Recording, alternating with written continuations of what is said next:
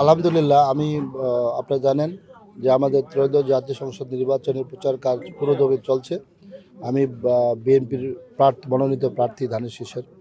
আমি আমার পরিবারের কাছে শরীয়তপুরের পরিবারের কাছে আমার প্রার্থী হিসাবে শরীয়তপুরের পরিবার সবাই উচ্ছ্বসিত এবং সবাই আনন্দের সাথে আমাদের এই আগামী দিনের 12 তারিখের ভোটের যেই নির্বাচন, সেই ভোটের নির্বাচনে সবাই আনন্দের সাথে নির্বাচনটা সবাই উদযাপন করছে। এটা ফেস্টিভ হিসেবে উদযাপন করছেন কি আপনারা জানেন। আমাদের নেতা, আমাদের প্রিয় নেতা জনাব তারেক রহমান সাহেব 31 দফা কর্মসূচি ঘোষণা করেছেন এবং তিনি তার প্রথম বক্তব্য বলেছেন আই হ্যাভ এ প্ল্যান।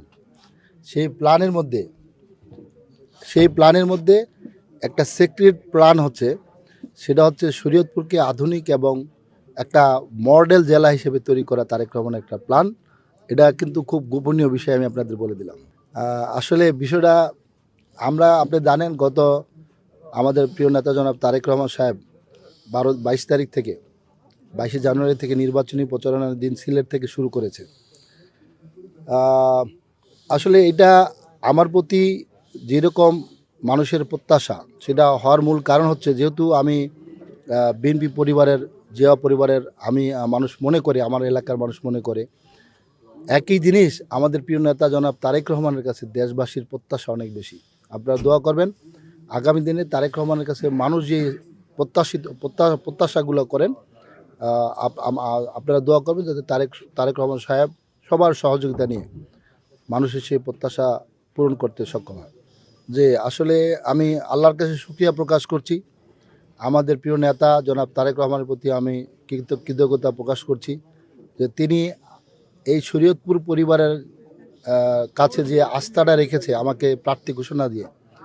আমি আমার পরিবারের কাছে যখন আসলাম, যখন তাদেরকে বললাম, আমার পরিবারের দল মত নির্বিশেষে, ধর্ম বর্ণ গোত্র সবাই নির্বিশেষে তারেক রহমান সাহেবের সে আস্থার প্রতি সম্মান রেখে তারা আমাকে সবাই এক বাক্যে, আপনারা দেখেন 3টা উপজেলায় সব দল এক হয়ে গেছে তারেক রহমান সাহেবের সেই শ্রদ্ধার জায়গাটার জন্য, সবাই এক হয়ে গেছে।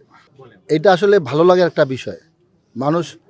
একটা সময় মানুষ সব স্বার্থ ভুলে যায়, যখন মানুষের ভালোবাসাটার তীব্রতা তত বেশি হয়।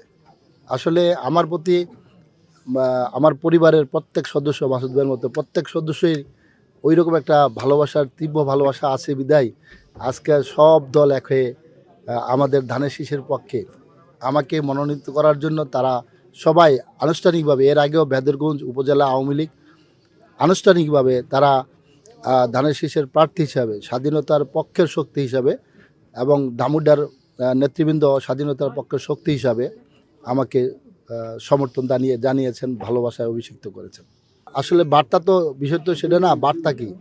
বার্তা তো একটাই, যে আমরা আগামী দিনে ইনশাআল্লাহ বাংলাদেশ জাতীয়তাবাদী দল সরকার যদি ইনশাআল্লাহ সরকার গঠন করবে, তারপরে আমরা সবাইকে নিয়ে সমস্ত কিছু ভেদাভেদ ভুলে গিয়ে, এখন যেমন ভেদাভেদ ভুলে গিয়ে সবাইকে নিয়ে সবাই আমাকে বুকে জড়িয়ে নিয়েছে, আমরাও ইনশাআল্লাহ ইলেকশনের পরে, নির্বাচনের পরে আমিও সবাইকে নিয়ে এমনিভাবে বুকে জড়িয়ে আমরা একটা আধুনিক এবং আত্মনির্ভরশীল শরীয়তপুর গঠন করব।